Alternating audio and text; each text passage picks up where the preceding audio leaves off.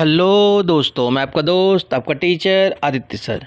आज हम लोग डिस्कस करेंगे B Com fourth semester entrepreneurship subject से रिलेटेड कुछ इम्पोर्टेंट एमसीक्यू। एंटरप्रेन्योरशिप सब्जेक्ट का आज हम लोग प्रैक्टिस सेट नंबर 15 देखेंगे। Question number first, which of the following is not an element of external environment. Political condition, ये तो हमारा एक्सटर्नल में आता है।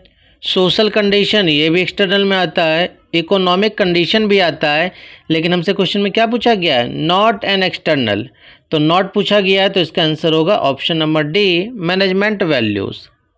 Question number second, which of the following is not an element of internal environment. यहाँ पे internal environment की बात करता है। Management capability, production capacity, employees moral या गवर्नमेंट पॉलिसी। गवर्नमेंट पॉलिसी हमारा इंटरनल एनवायरनमेंट का पार्ट नहीं है, क्योंकि ये एक्सटर्नल में आता है। Question number third, which of the following is not include in स्वॉट analysis. स्वॉट analysis की बात करता है, आपको पता ही होगा। एस फॉर क्या होता है, strength, W for weakness, O for opportunity और टी फॉर थ्रेट्स होता है। तो एबिलिटी जो दिया है ये हमारा स्वॉट एनालिसिस का पार्ट नहीं होता है। इसका आंसर होगा option number D. Question number 4, which of the following is not included in E top analysis. Strength, threat, opportunity या नन। इसका आंसर होगा option number first, strength. Question number 5, which of the following is not included in type of strategy. Stability, growth, retrenchment या opportunity. Opportunity जो होता है वो strategy का types नहीं होता है। Option number D.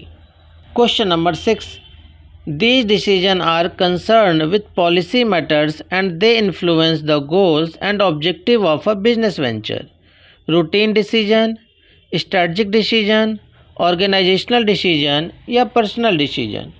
personal decision answer होगा option number D. Question number 7, which of the following factors would not be included in a Priestley analysis। Presley analysis की बात कर रहा है। गवर्नमेंट रिसाइकलिंग पॉलिसी, ये तो प्रिस्टले का पार्ट है। प्रपोज रिडक्शन इन इंटरेस्ट, ये भी है। कंपटीटर एक्टिविटी जो है ये हमारा प्रिस्टले का पार्ट नहीं है। इसका आंसर होगा ऑप्शन नंबर सी। और डेमोग्राफिक भी हमारा प्रिस्टले का पार्ट है। Question number 8, which of the following is the reason for business failure. Lack of market research, poor financial control, poor management या ऑल हो जाएगा option number D. Question number 9, good source of information for an entrepreneur about competitor can be obtain from. चारों option read करिए और बताइए। इसका जो answer होगा ऑप्शन नंबर डी हो जाएगा, all of the above. Next question देखिए, which of the following is least likely to influence the timing of new business birth. Government policy, profitability, consumer expenditure या वेदर कंडीशन। इसका जो answer होगा option number D हो जाएगा, weather condition. Dash refers to some action which is a time consuming effort necessary to complete a specific event और network, an activity, an event, a node. इसका answer होगा an activity, option number B. In e commerce stand for which factor. Social factor, legal factor, technological factor या economic factor.